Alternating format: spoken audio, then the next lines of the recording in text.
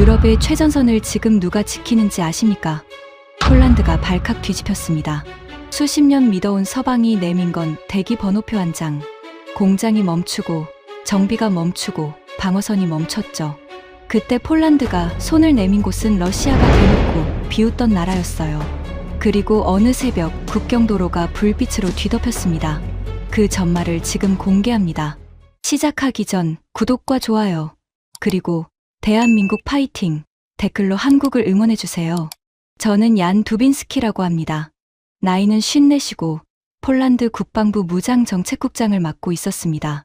쉽게 말하면 이 나라가 무기를 사는 모든 돈의 마지막 도장을 찍는 자리였어요. 26년입니다. 28배 조달과 말단으로 들어와서 26년을 그 건물 안에서만 살았습니다. 제가 어떤 사람이었는지 잠깐 말씀드릴게요. 그래야 뒤에 벌어질 일이 얼마나 우스운지 아실 테니까요. 15년쯤 전 프랑스의 한 대형 방산업체가 우리에게 장갑차 사업을 제안한 적이 있습니다.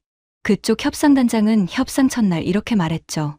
두빈스키 국장님, 이건 협상이 아닙니다. 통보입니다. 유럽에서 이 물건을 만들 수 있는 회사는 우리밖에 없어요. 저는 그 자리에서 서류철을 덮었습니다. 그리고 9달 동안 아무 대답도 하지 않았어요. 10달째 되던 날, 그 협상단장이 다시 바르샤바로 날아왔습니다. 제 사무실 문 앞에서 2시간을 기다렸죠. 최종 계약가는 처음 제시액보다 22% 낮았습니다. 독일 컨소시엄과 붙었을 때도 마찬가지였습니다.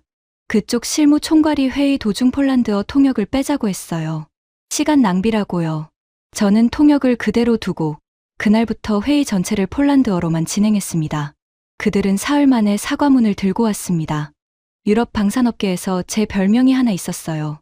사람들은 저를 도장을 안 찍는 남자라고 불렀습니다. 저는 그 별명이 좋았습니다. 아니, 사랑했어요. 그게 제 자존심이었고 제 26년이었으니까요.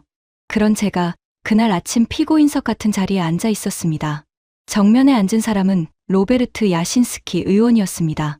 49, 국방위원회에서 가장 목소리가 큰 사람이었죠.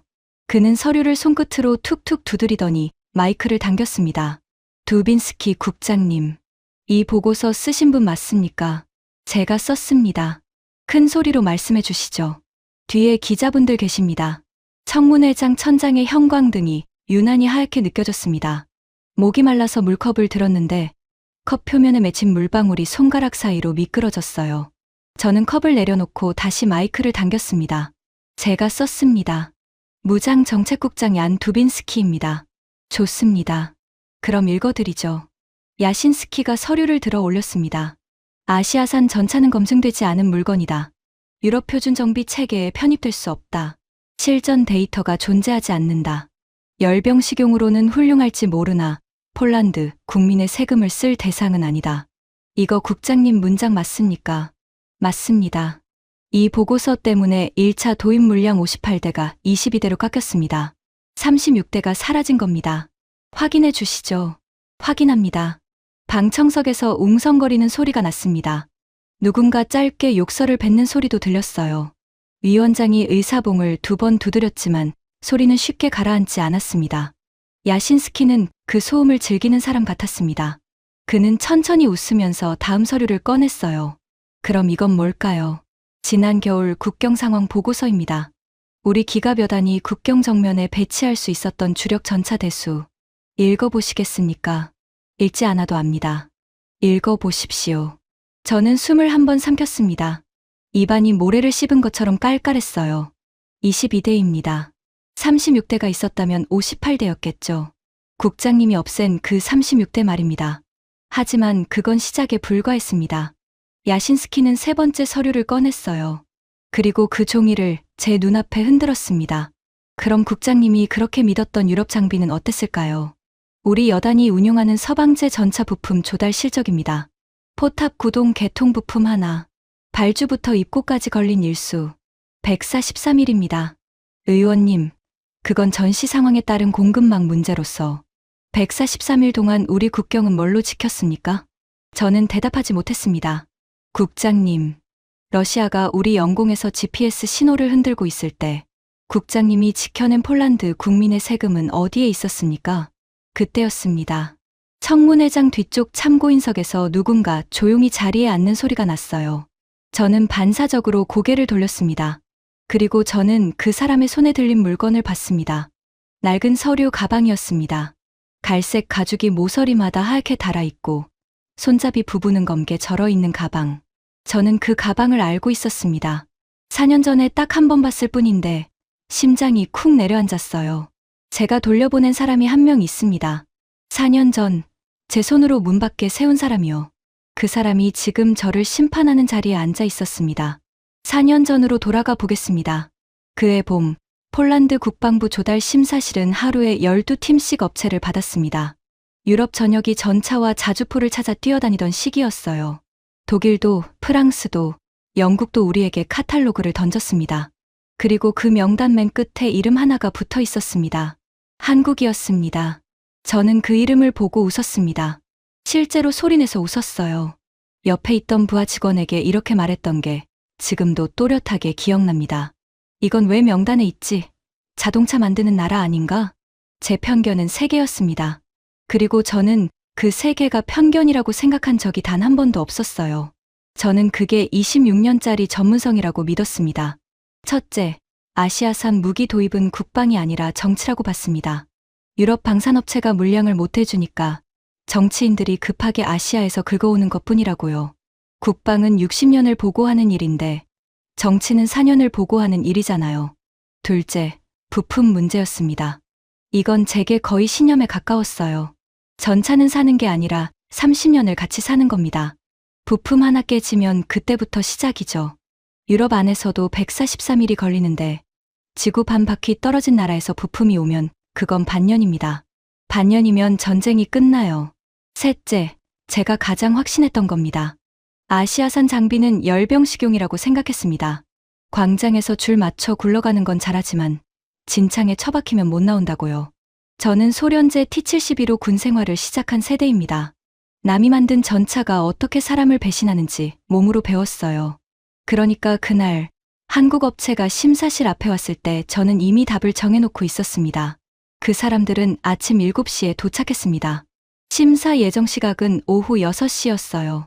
11시간을 복도에서 기다린 겁니다. 제가 복도를 지나간 게 오후 2시쯤이었습니다. 그 사람들은 벽 쪽 의자에 나란히 앉아 있었어요. 양복 3벌, 넥타이 3개, 그리고 무릎 위에 올려놓은 서류 가방들. 그중 한 사람이 저를 보고 벌떡 일어나서 고개를 숙였습니다. 50대 중반쯤 되어 보이는 남자였어요. 머리가 반쯤 새었고 손등에 기름때 자국 같은 게 남아 있었습니다. 사무직 손이 아니었죠. 안녕하십니까. 현대로템에서 왔습니다. 저는 고개만 까딱하고 지나갔습니다. 오후 6시에 심사가 시작됐습니다. 그리고 8분 만에 끝났어요. 그 남자가 서류 가방을 열고 자료를 꺼내는데 종이 한 묶음이 클립에서 빠져 바닥에 흩어졌습니다. 그는 황급히 무릎을 꿇고 종이를 주었어요. 저는 그 모습을 팔짱을 끼고 내려다봤습니다. 서류 정리도 안 된 상태로 오셨네요. 죄송합니다. 바로 정리하겠습니다. 됐습니다. 그냥 제가 하나만 물어보죠. 이 전차, 실전에서 써본 적 있습니까? 남자는 잠시 말을 멈췄습니다. 그리고 정직하게 대답했어요. 실전 기록은 없습니다. 없죠. 그럼 유럽 정비 표준 인증은요? 진행 중입니다. 진행 중이면 없는 겁니다. 저는 서류를 남자 쪽으로 밀어놓았습니다. 그리고 이렇게 말했어요. 저는 이 문장을 죽을 때까지 잊지 못할 겁니다. 우리 국민 세금은 실험에 쓰는 돈이 아닙니다. 트랙터 만들던 실력으로 전차를 만들었다고 하면 우리도 그렇게 대접할 수밖에 없어요. 심사실이 조용해졌습니다. 그 남자 옆에 앉아있던 젊은 직원의 얼굴이 벌겋게 달아올랐어요. 주먹을 꽉 쥐는 게 보였습니다. 하지만 그 남자는 화를 내지 않았습니다. 그는 천천히 서류를 다시 가방에 넣었어요. 그리고 자리에서 일어나 허리를 굽혔습니다. 시간 내주셔서 감사합니다. 다음에 더 준비해서 오겠습니다. 그러고는 문을 열고 나갔습니다. 그게 8분이었어요. 11시간을 기다려서 8분을 쓰고 나간 겁니다. 그 사람 이름이 서정만이었습니다. 그때 나이 53, 현대로템 기술지원반장이었어요. 저는 그날 저녁 그 이름을 수첩에 적지도 않았습니다. 그런데 그 주에 저를 찾아온 사람이 또 있었습니다. 디터 크렌츠. 61살. 유럽 방산 컨소시엄의 로비스트였어요. 이 남자를 설명하려면 향수 이야기부터 해야 합니다. 그는 항상 같은 향수를 썼는데 회의실 문을 열면 그 냄새가 먼저 들어왔어요. 달고 무거운 냄새였죠. 저는 지금도 그 냄새를 맡으면 속이 뒤집힙니다. 크렌츠는 제 집무실 소파에 다리를 꼬고 앉아서 이렇게 말했습니다. 국장님, 아시아 쪽 서류 보셨죠? 어떻게 보셨습니까? 검토 중입니다. 검토요. 그는 웃었습니다. 이가 아주 하얗고 고른 사람이었어요. 국장님, 우리끼리 말인데요. 유럽이 유럽 걸 안 사면 누가 삽니까? 저 사람들 한번 들여놓으면 다음엔 자주포, 그 다음엔 로켓, 그 다음엔 전투기예요. 국장님이 문 열어주시는 겁니다. 그건 성능으로 판단할 일입니다. 성능이요. 크렌츠는 몸을 앞으로 기울였습니다. 향수 냄새가 확 끼쳐왔어요. 국장님, 정년이 몇 년 남으셨죠? 6년인가요? 브뤼셀에 좋은 자리가 하나 비어 있습니다. 유럽 방산 표준화 자문위원. 임기 5년에 재임 가능하고 관사가 나옵니다. 부인께서 좋아하실 겁니다. 저는 그때 자리에서 일어났어야 했습니다. 문을 가리키고 나가라고 했어야 했어요. 하지만 저는 그러지 않았습니다. 저는 그냥 이렇게 말했습니다.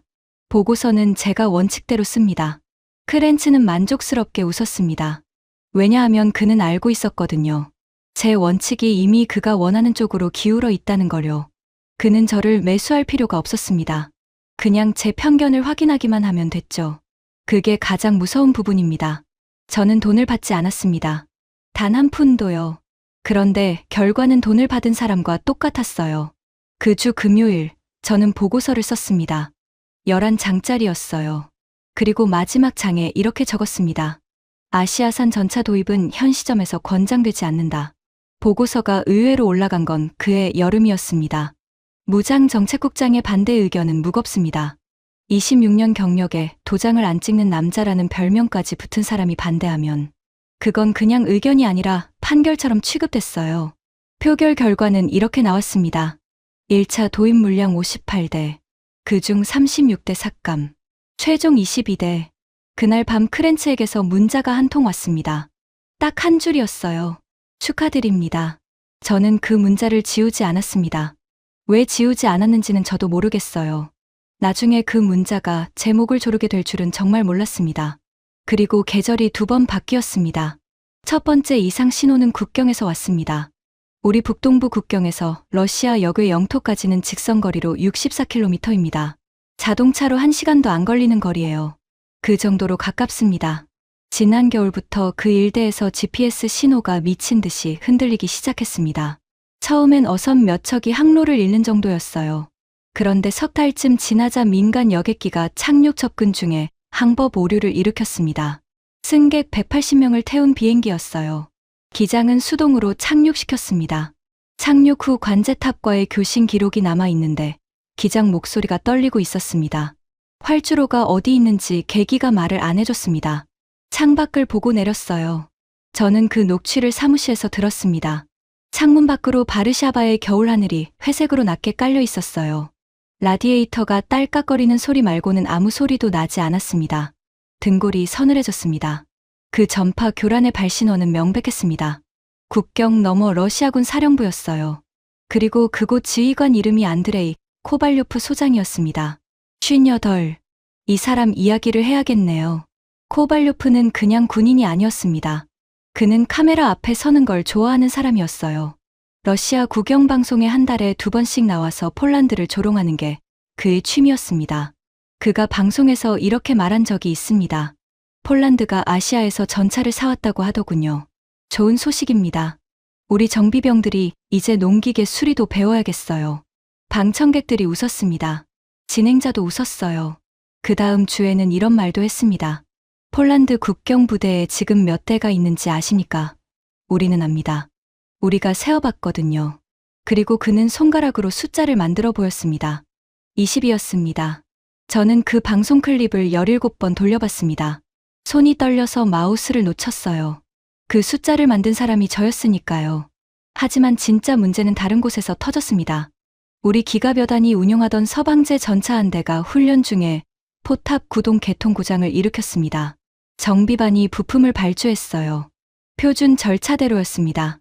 부품이 도착한 건 143일 뒤였습니다. 넉 달하고도 3주가 넘습니다. 그동안 그 전차는 정비고 안에 방수포를 덮은 채로 서 있었어요. 국경에서 64km 떨어진 곳에서요. 저는 그 보고를 받고 정비고에 직접 내려갔습니다. 30살쯤 된 정비 부사관이 저를 안내했어요. 정비고 안은 기름 냄새와 쇳내가 섞여서 코끝이 아렸습니다. 형광등 하나가 계속 깜빡거렸어요. 방수포를 걷었더니 포탑에 하얗게 먼지가 앉아 있었습니다. 저는 손가락으로 그 먼지를 문질러 봤어요. 손끝에 먼지가 두껍게 묻어나왔습니다. 이게 얼마나 서 있었습니까? 넉 달 넘었습니다. 국장님. 제조사에는 연락했습니까? 부사관이 저를 쳐다봤습니다. 그리고 아주 조심스럽게 그러나 분명하게 말했어요. 19번 했습니다. 매번 같은 답이 왔습니다. 대기 순번이라고요. 대기 순번이요. 유럽 전체가 같은 부품을 기다리고 있답니다. 우리 앞에 11개 나라가 있다고 합니다. 저는 아무 말도 하지 못했습니다. 그 순간 제 머릿속에 4년 전 그 목소리가 떠올랐습니다. 부품 하나 깨지면 반년 대기다. 지구 반 바퀴 떨어진 나라에서 부품이 오면 그건 반년이다. 그런데 반년이 걸린 건 지구 반 바퀴 떨어진 나라가 아니었습니다. 우리 옆집이었어요. 정비고를 나오는데 다리에 힘이 빠졌습니다. 밖에는 눈이 내리고 있었어요. 저는 차 문에 손을 짚고 한참을 서 있었습니다. 숨을 쉴 때마다 하얀 김이 나왔고 그 김이 사라지는 걸 멍하니 보고 있었습니다. 그날 밤 국방부에서 전화가 왔습니다. 장관실이었어요. 국장님, 다음 주에 북동부 여단 대규모 훈련이 있습니다. 참관 명단에 들어가셨습니다. 제가요?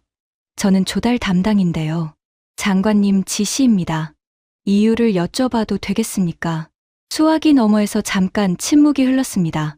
그리고 이런 대답이 돌아왔어요. 국장님이 22대로 깎으신 그 부대입니다. 직접 보고 오시라고 하셨습니다. 전화가 끊겼습니다. 저는 수화기를 든 채로 한참을 앉아 있었습니다. 창밖에는 여전히 눈이 내리고 있었어요. 그때까지만 해도 저는 이렇게 생각했습니다. 가서 확인하면 된다. 내 판단이 옳았다는 걸 현장에서 증명하면 된다. 22대든 58대든 결국 아시아산 장비의 한계는 드러나게 되어 있다. 하지만 저는 그 훈련장에서 제26년이 통째로 무너지는 걸 보게 됩니다. 그리고 그 훈련장에서 4년 전에 제가 8분 만에 쫓아낸 그 남자를 다시 만나게 됩니다. 북동부 여단 사령부에 도착한 건 새벽이었습니다. 차에서 내리는데 뺨이 얼얼했어요. 바르샤바보다 확실히 추웠습니다. 숨을 들이켤 때마다 콧속이 달라붙는 것 같았죠. 저는 코트깃을 세우고 연병장을 둘러봤습니다. 그리고 걸음을 멈췄습니다. 연병장이 끝없이 이어져 있었는데 그 위에 전차가 줄지어 서 있었어요.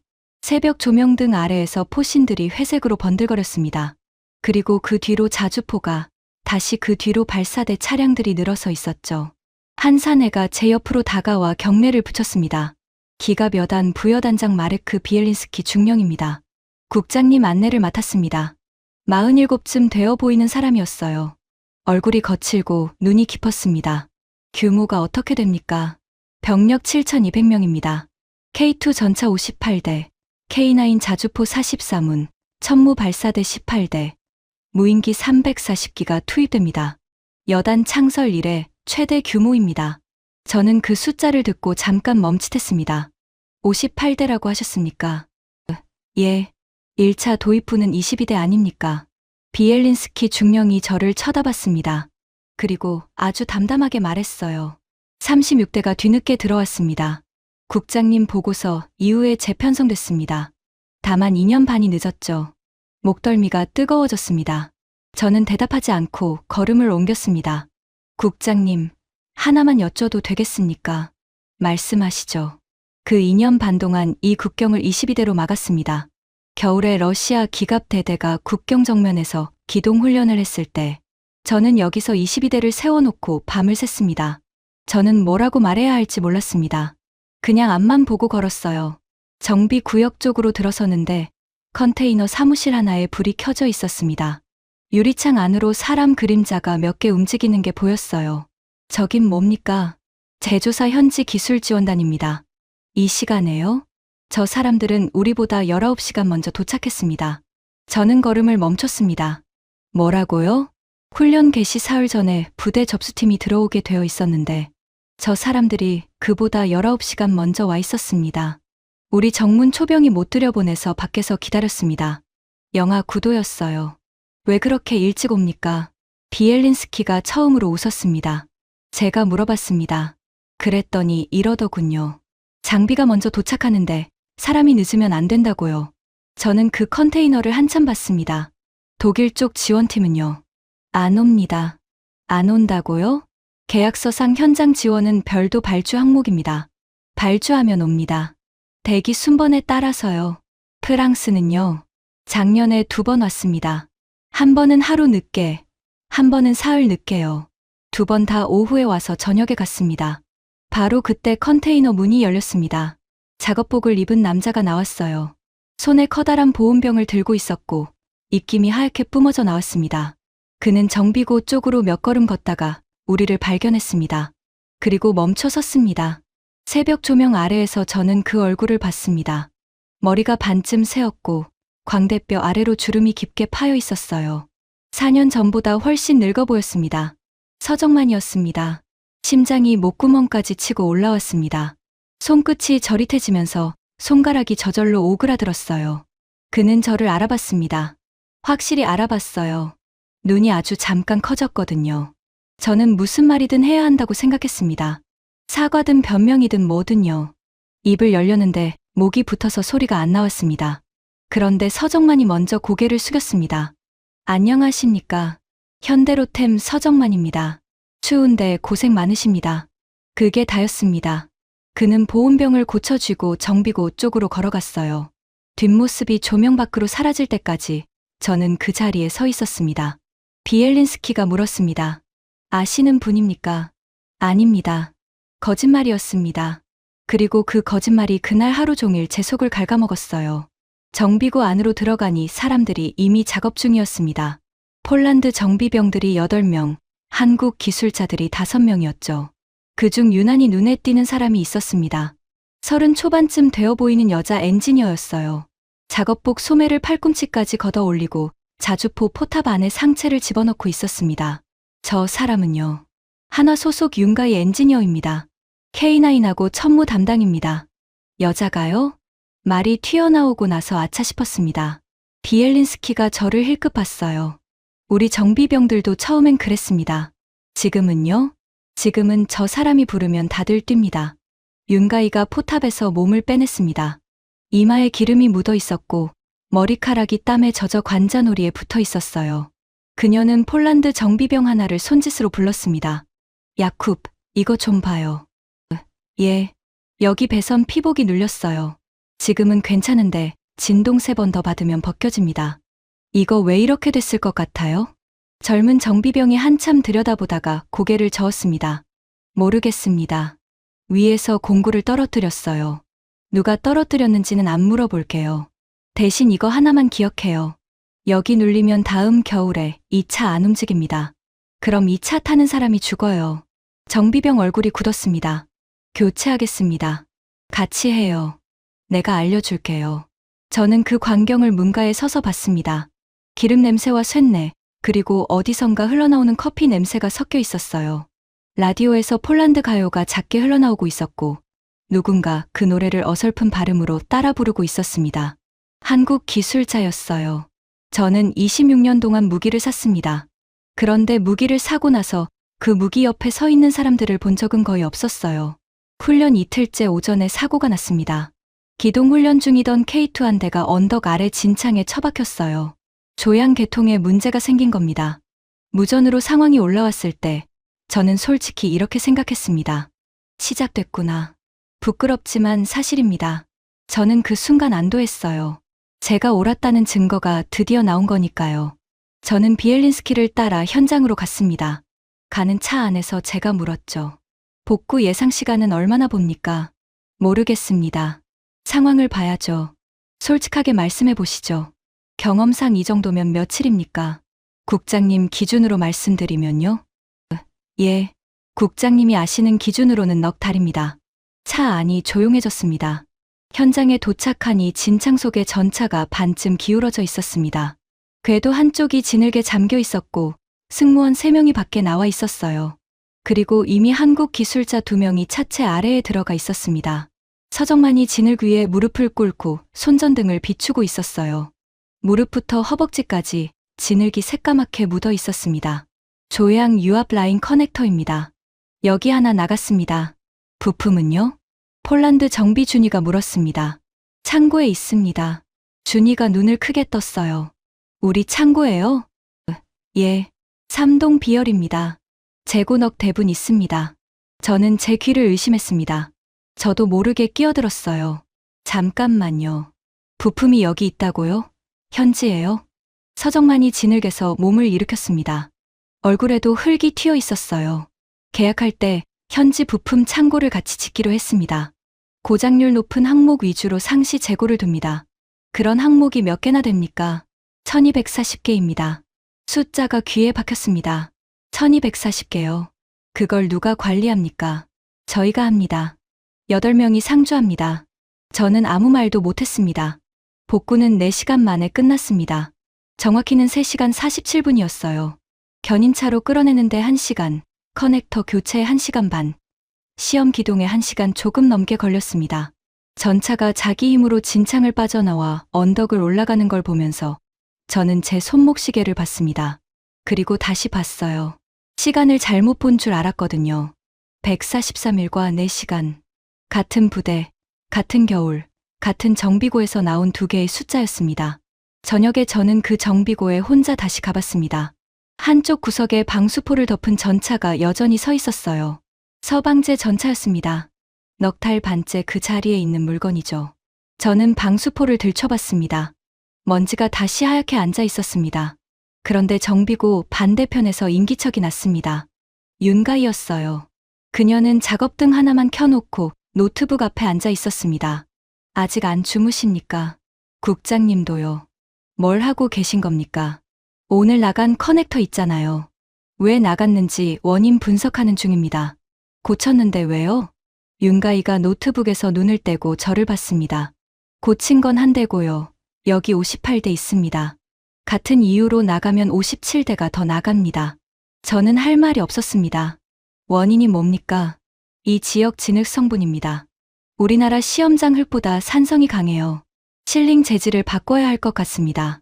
본사에 자료 넘겼습니다. 그게 언제 반영됩니까? 다음 생산분부터요. 여기 있는 58대는 야전에서 교체해드립니다. 돈은요? 보증 항목입니다.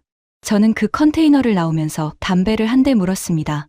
손이 떨려서 라이터가 3번 만에 켜졌어요.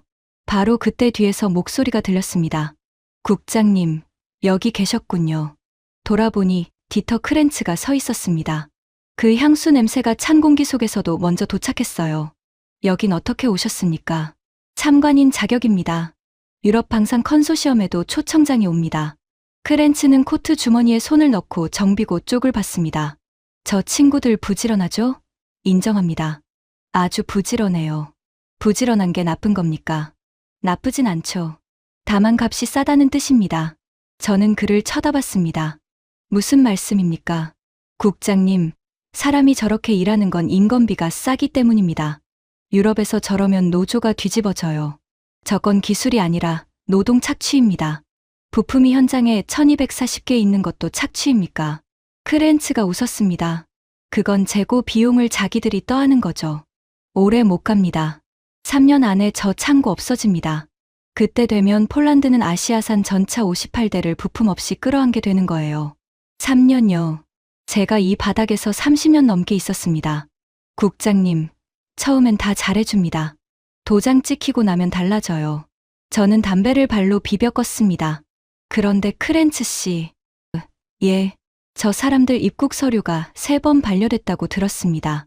통관도 2번 잡혔고요. 혹시 아는 거 있으십니까? 크렌츠는 표정을 바꾸지 않았습니다. 오히려 미소가 더 깊어졌어요. 국장님, 유럽에는 절차라는 게 있습니다. 절차는 원래 느립니다. 그 절차를 누가 밟게 만들었냐고 물었습니다. 글쎄요. 그는 어깨를 으쓱했습니다. 그리고 이렇게 덧붙였어요. 다만 저는 이렇게 생각합니다. 유럽 시장은 유럽 사람들 밥그릇입니다. 밥그릇 지키는 게 죄는 아니죠. 국장님도 26년 동안 그거 하신 거 아닙니까? 저는 그날 밤 잠을 못 잤습니다. 훈련 나흘째 사격이 있었습니다. 사격장은 눈이 얕게 깔린 벌판이었습니다. K9 자주포 44문이 부채꼴로 전개했어요. 표적은 21km 밖이었습니다. 참관대에는 각국 무관들이 20명쯤 나와 있었습니다. 스웨덴, 리투아니아, 라트비아, 체코, 그리고 독일이었죠. 그리고 크렌츠가 데려온 사람이 하나 더 있었습니다. 소개하겠습니다. 하르트만 박사입니다. 유럽 방산 성능 검증 분야에서 20년 넘게 일한 독립 전문가입니다. 독립이라는 단어에 저는 속으로 코웃음을 쳤습니다. 크렌츠가 데려온 사람이 독립일 리가 없죠. 하르트만은 태블릿을 들고 참관대 앞에 섰습니다. 여러분, 오늘 사격을 보시기 전에 참고 자료를 하나 공유하겠습니다. 이 장비의 공식 발표 정확도와 실제 야전 데이터 사이에는 상당한 격차가 있습니다. 특히 저온 환경에서요. 그는 그래프를 띄웠습니다. 확실히 숫자가 나빴어요. 리투아니아 무관이 손을 들었습니다. 이 데이터 출처가 어디입니까? 제3국 시험장 자료입니다. 출처는 계약상 밝힐 수 없습니다. 밝힐 수 없는 자료를 왜 보여주십니까? 판단은 여러분 몫입니다. 전형적인 수법이었습니다. 저도 그 수법을 26년 동안 봐왔어요. 아니, 솔직히 말하면 저도 몇 번 썼습니다. 바로 그때 사격 개시 신호가 올라갔습니다. 첫 발이 나갔을 때 저는 숨을 멈췄습니다. 44문이 동시에 불을 뿜었어요. 소리가 귀로 들어온 게 아니라 가슴을 때렸습니다. 발밑에 땅이 울렸고 참관대 난간에 얹은 손바닥으로 진동이 그대로 올라왔습니다. 화약 냄새가 순식간에 벌판을 덮었어요. 매캐하고 쇳내가 섞인 냄새였습니다. 포신이 반동으로 뒤로 밀렸다가 제자리로 돌아왔습니다. 그런데 차체는 거의 움직이지 않았어요. 저는 그 부분을 유심히 봤습니다. 무전으로 착탄 보고가 올라왔습니다. 목표 지점 명중. 평균 오차 2.8m. 참관대가 조용해졌습니다. 21km 밖에서 2.8m입니다. 축구장 210개를 넘어가서 승용차 한 대 크기 안에 떨어진 겁니다. 하르트만이 급하게 태블릿을 두드렸어요. 측정 방식에 문제가 있을 수 있습니다. 표적 배치가 사전에 조정됐을 가능성도 배제할 수 없고요. 그때였습니다. 참관대 끝에서 여자 목소리가 들렸습니다. 제 장비로도 쟀습니다. 스웨덴군 소령이었어요. 이름은 엘사 린드크 비스트. 39쯤 되어 보이는 사람이었습니다. 저희 팀이 독립 계측기를 가져왔습니다. 오늘 사격 전체를 저희 장비로 병행 측정했어요. 그래서요? 하르트만의 목소리가 살짝 갈라졌습니다. 엘사는 자기 태블릿을 참관대 화면에 연결했습니다. 평균 오차 2.9m입니다. 폴란드 측 계측과 0.1m 차이입니다. 정적이 흘렀습니다. 박사님, 아까 보여주신 그래프 말인데요. 출처를 못 밝히신다고 하셨죠? 계약상. 저는 밝혔습니다. 스웨덴 국방물자청 소속 3팀입니다. 제 이름 걸고요. 리투아니아 무관이 웃음을 터뜨렸습니다. 체코 무관도 따라 웃었어요. 하르트만은 태블릿을 내리고 참관대 뒤로 물러났습니다. 크렌츠는 표정 하나 안 바뀌었어요. 그는 오히려 박수를 2번 쳤습니다. 그게 더 소름 끼쳤습니다. 오후에는 연합 화력 연동 훈련이 있었습니다. 리투아니아 관측반이 표적 정보를 보내면 스웨덴 지휘 체계를 거쳐서 폴란드 K9이 사격하는 방식이었어요. 세 나라의 시스템이 하나로 붙는 겁니다. 솔직히 저는 이게 안 될 거라고 봤습니다. 표준이 다르면 절대 안 붙거든요. 26년 동안 그것 때문에 골머리를 앓았습니다. 그런데 붙었습니다. 첫 시도에서 데이터 전송 지연이 1.4초였어요. 두 번째는 0.9초였습니다. 엘사 린드크비스트가 제 옆으로 왔습니다. 국장님, 이거 아십니까? 뭘 말입니까? 작년에 우리가 서방제 2개 체계를 붙이는데 넉 달 걸렸습니다. 결국 중간에 변환 장비를 하나 더 사서 넣었어요. 값이 장비값의 12%였습니다. 오늘은요? 오늘은 케이블 꽂고 됐습니다. 저는 헛웃음이 나왔습니다. 왜 되는 겁니까? 저 사람들이 처음부터 그렇게 만들었으니까요. 엘사가 고갯짓으로 정비구역 쪽을 가리켰습니다. 윤가이가 노트북을 들고 리투아니아 병사와 뭔가를 확인하고 있었어요. 저 엔지니어한테 물어봤습니다. 왜 이렇게까지 열어놨냐고요. 뭐라고 하던가요. 우리는 처음부터 남의 편에 껴야 하는 입장이었다고요. 껴주는 쪽이 아니라 끼는 쪽이었다고요. 그 말이 이상하게 오래 남았습니다. 훈련의 진짜 과제는 닷새째 밤에 있었습니다. 교전 후 전투력 복원 훈련이었어요. 쉽게 말하면 이런 겁니다. 부대가 적과 붙었다가 빠져나와서 다른 지역으로 이동한 다음 다시 싸울 수 있는 상태로 복구되는 것까지가 하나의 과제입니다. 문제는 이동거리였습니다. 213km. 그것도 야간에 공공도로를 따라서요. 저는 브리핑에서 이 계획을 듣고 손을 들었습니다. 중령님, 이건 무리입니다. 어떤 점이 그렇습니까? 58대가 야간에 일반 도로를 213km 갑니다. 궤도 차량이요. 도로가 남아나겠습니까? 그리고 나고가 나면 그 자리에서 도로가 봉쇄됩니다. 고무 패드를 장착합니다. 고무 패드를 껴도 무게가 어디 갑니까? 국장님 말씀이 맞습니다. 그래서 이게 과제인 겁니다. 복구 목표 시간은요? 이동 완료 후 120분입니다. 저는 고개를 저었습니다. 솔직히 말씀드리겠습니다. 저는 절반도 못 갈 거라고 봅니다. 그날 밤 11시에 종대가 출발했습니다. 저는 비엘린스키와 함께 참관 차량을 타고 종대 중간에 붙었습니다. 그리고 새벽 2시쯤 도로가 내려다 보이는 언덕에 차를 세웠어요. 차 문을 열고 내렸습니다. 그리고 저는 그 자리에 얼어붙었습니다. 발밑에서 도로가 계곡을 따라 구불구불 이어져 있었는데 그 도로 위로 불빛이 끝없이 흐르고 있었습니다. 전조등 2개씩 짝을 이룬 불빛이 언덕 아래에서 시작해서 능선 너머까지 사라지지 않고 이어졌어요. 소리가 먼저 왔습니다. 낮게 깔린 엔진 소리였습니다. 하나가 아니라 수십 개가 겹쳐서 땅 자체가 우는 것처럼 들렸어요. 그런데 이상하게도 궤도 소리가 나지 않았습니다. 수레가 아스팔트를 긁는 그 소리요. 소리가 왜 이럽니까? 고무 패드입니다. 비엘린스키가 옆에서 말했습니다. 국장님, 저 종대 길이가 얼마인지 아십니까? 모릅니다. 14km입니다. 저는 다시 아래를 봤습니다. 14km짜리 불빛의 강이 밤속을 흐르고 있었어요. 겨울 공기가 얼굴을 때리는데도 저는 코트 단추를 잠글 생각을 못했습니다. 목이 메었습니다. 왜 그랬는지 지금도 정확히 설명하지 못하겠어요. 중령님. 예, 저기 저 불빛이 전부. 말이 끝까지 안 나왔습니다.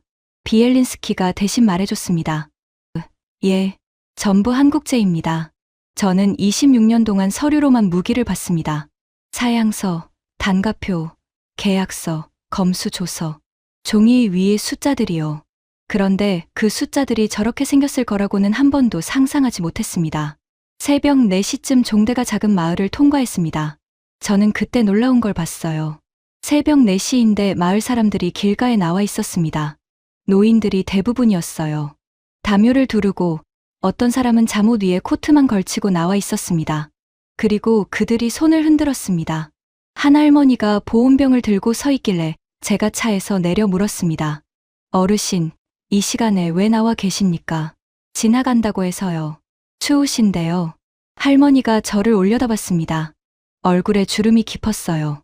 젊은이, 나는 여기서 76해를 살았어요. 저 소리를 2번 들어봤습니다. 2번요? 어릴 때 1번요.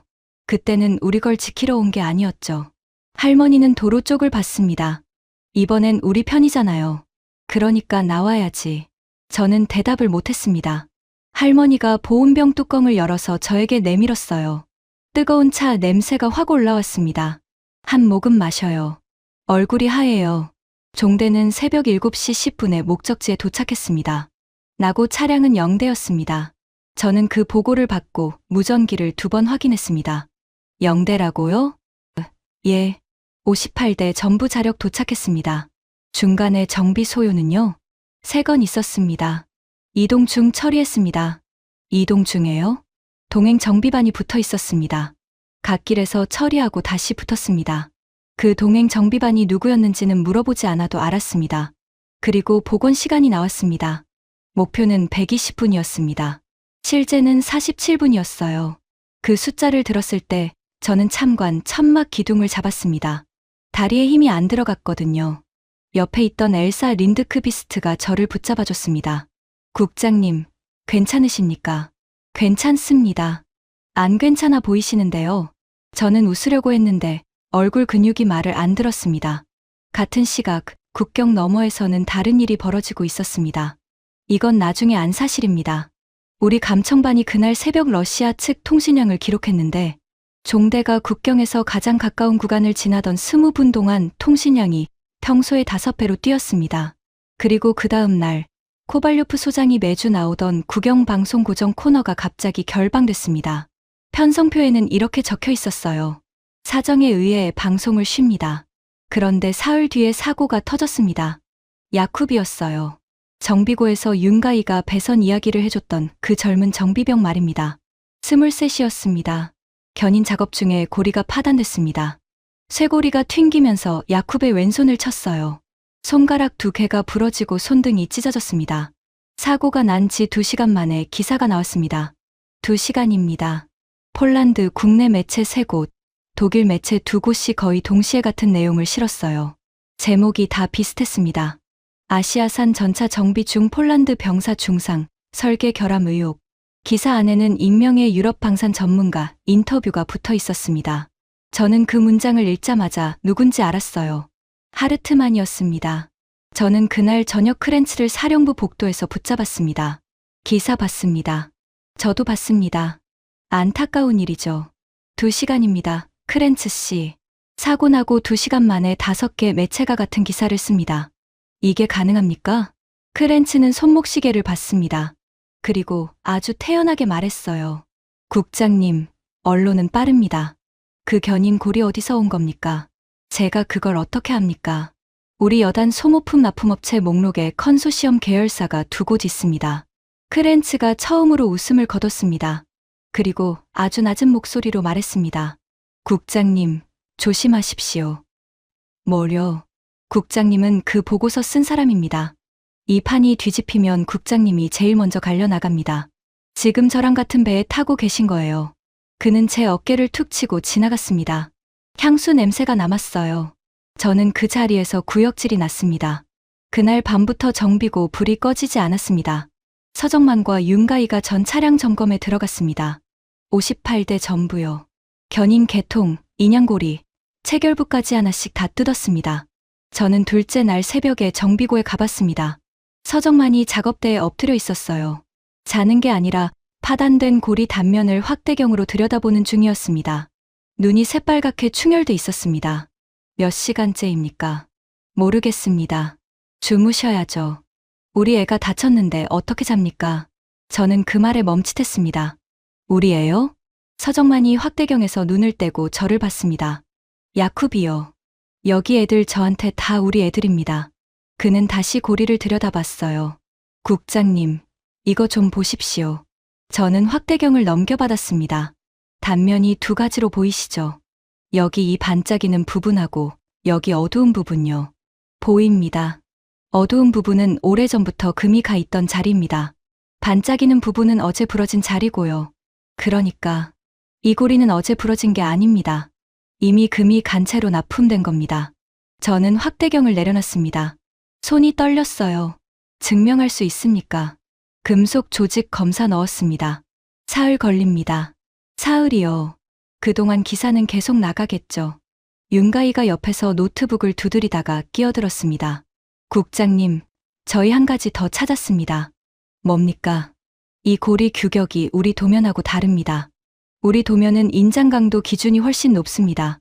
여단 조달 서류를 보면 현지 조달로 대체됐습니다. 누가 대체했습니까? 그건 저희가 알 수 없습니다. 저는 알 수 있었습니다. 제가 무장정책국장이었으니까요. 현지 조달 대체 승인 권한이 어디에 있는지, 그리고 그 권한이 지난 몇 년 동안 누구 손을 거쳐갔는지 저는 알고 있었어요. 셋째 날 저녁, 서정만이 야쿠브의 병실에 갔습니다. 저는 문 밖에서 그걸 봤습니다. 서정만은 병실에 들어가서 아무 말도 안 했어요. 그냥 침대 옆 의자에 앉았습니다. 야쿠브는 왼손에 깁스를 하고 천장을 보고 있었어요. 한참 있다가 야쿠브이 먼저 입을 열었습니다. 반장님. 제가 잘못한 겁니까? 아니, 근데 왜 기사에는? 서정만이 야쿠브의 오른손을 잡았습니다. 야쿠바, 내 잘못 아니야. 그리고 이 차 잘못도 아니야. 내가 밝힐 거야. 믿어도 됩니까? 내가 이 일 32회 했다. 내가 만든 것 때문에 사람 다친 적 한 번도 없어.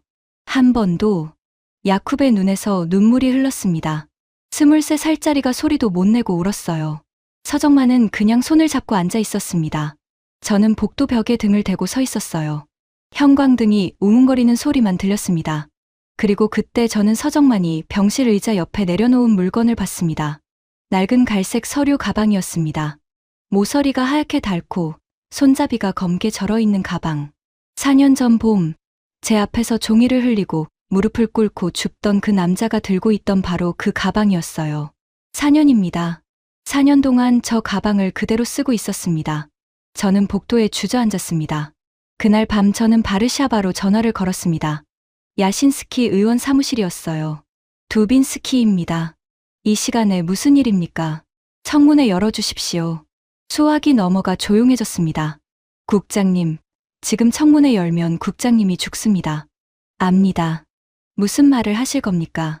저는 창밖을 봤습니다. 정비고 불빛이 아직 켜져 있었어요. 제가 4년 전에 무슨 짓을 했는지 말하겠습니다. 그리고 그 견인 고리가 어디서 왔는지도요. 금속 조직 검사 결과가 나온 건 사흘 뒤였습니다. 보고서는 3장짜리였는데 결론은 한 줄이었어요. 파단면의 68%가 사고 이전에 형성된 기존 균열임. 쉽게 말하면 이렇습니다.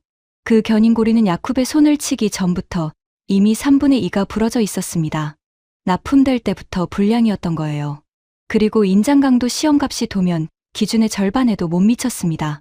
저는 그 보고서를 들고 조달 서류를 뒤졌습니다. 26년 동안 이 나라의 조달 문서가 어디에 어떻게 쌓이는지 저보다 잘 아는 사람은 없었어요.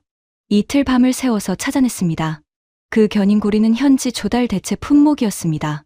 납품업체는 유럽 방산 컨소시엄 계열사였고 대체 승인 문서에는 한 의원실의 협조 요청 공문이 첨부돼 있었습니다. 로베르트 야신스키 의원실이었습니다.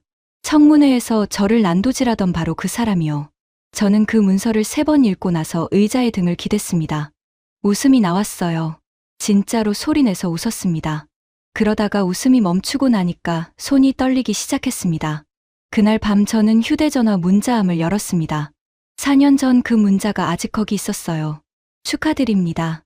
발신자는 디터 크렌츠였습니다. 저는 왜 이걸 4년 동안 안 지웠을까요?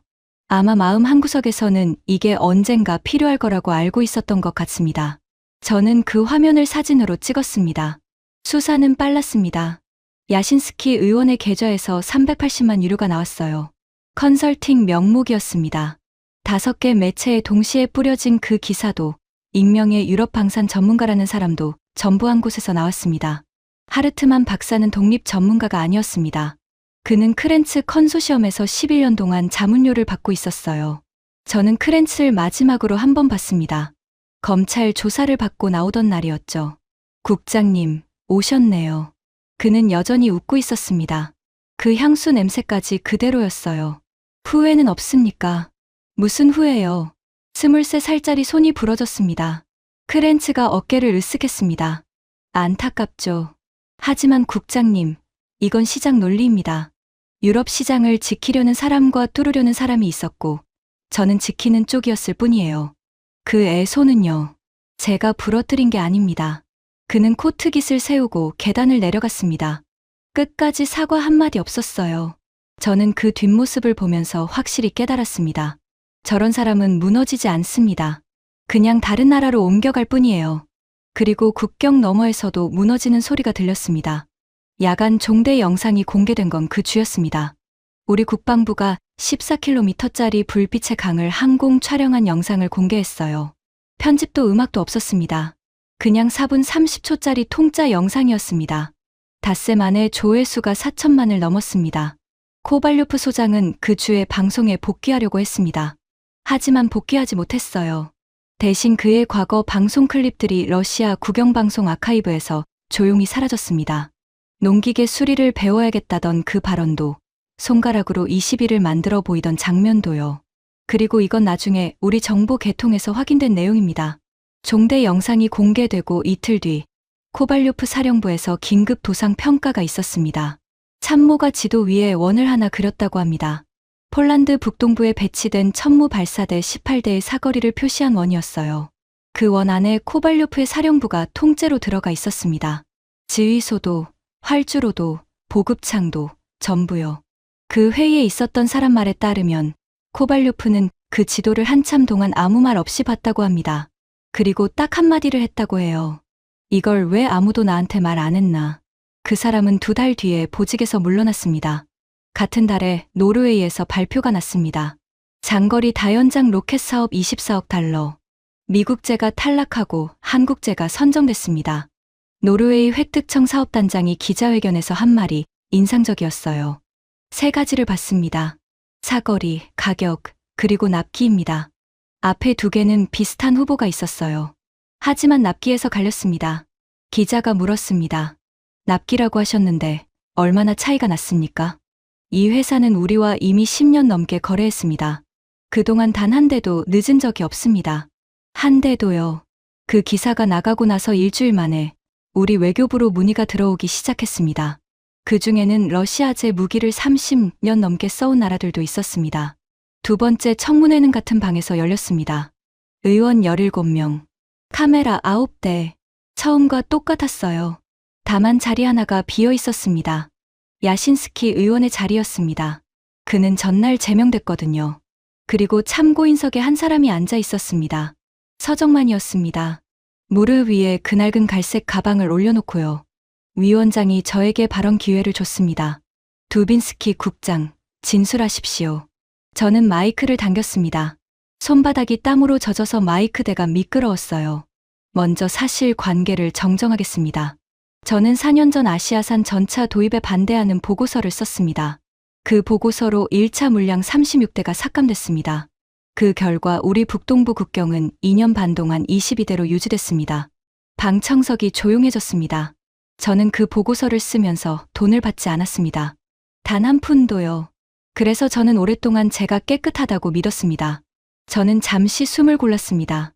하지만 그게 더 나쁜 것이었습니다. 한 의원이 물었습니다. 무슨 뜻입니까?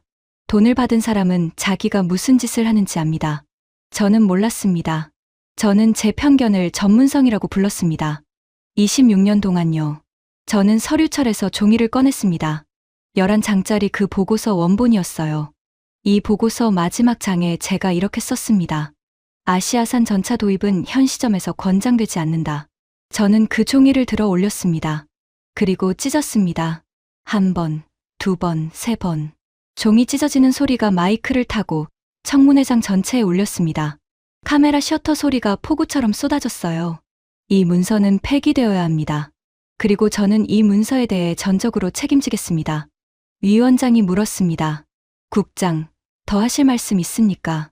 저는 참고인석 쪽으로 몸을 돌렸습니다. 목이 메어서 첫마디가 안 나왔습니다. 저는 물을 한 모금 마셨어요. 4년 전 봄, 이 건물 3층 심사실에서 저는 한 사람을 8분 만에 돌려보냈습니다. 그 사람은 그날 아침 7시에 와서 11시간을 복도에서 기다렸습니다. 청문회장이 완전히 조용해졌습니다. 제가 그 사람에게 뭐라고 했는지 정확히 기억합니다. 트랙터 만들던 실력으로 전차를 만들었다고 하면 우리도 그렇게 대접할 수밖에 없다고 했습니다. 저는 서정만을 봤습니다. 서정만 반장님. 그때 그 사람이 지금 저기 앉아 계십니다. 카메라들이 일제히 돌아갔습니다. 저는 지난달 우리 국경에서 그분을 다시 만났습니다. 진창에 무릎을 꿇고 우리 전차 밑에 들어가 계셨습니다. 우리 부대 정비병이 다쳤을 때는 사흘 밤을 새우셨고 그 병실에 가서 23살짜리 손을 잡고 계셨습니다. 목소리가 갈라졌습니다. 그리고 저기 저 가방은 4년 전에 제 앞에서 서류를 쏟았던 그 가방입니다. 그때하고 똑같은 가방입니다. 저는 자리에서 일어났습니다. 그리고 허리를 굽혔습니다. 죄송합니다. 폴란드 국방부 무장정책국장으로서 그리고 얀 두빈스키라는 한 사람으로서 사과드립니다. 한참 동안 아무 소리도 나지 않았습니다. 그때 위원장이 서정만에게 발언권을 줬습니다. 서정만이 천천히 일어났습니다. 마이크 앞에서 그는 잠시 손을 만지작거렸어요. 손등의 기름때 자국이 화면에 잡혔습니다. 저는 사과받으러 온 게 아닙니다. 그는 폴란드어를 몰랐습니다. 통역을 통해 나온 말이었어요. 저는 그날 서류를 제대로 못 챙긴 게 제 잘못이라고 생각했습니다. 그래서 그 다음부터는 가방을 안 바꿨습니다.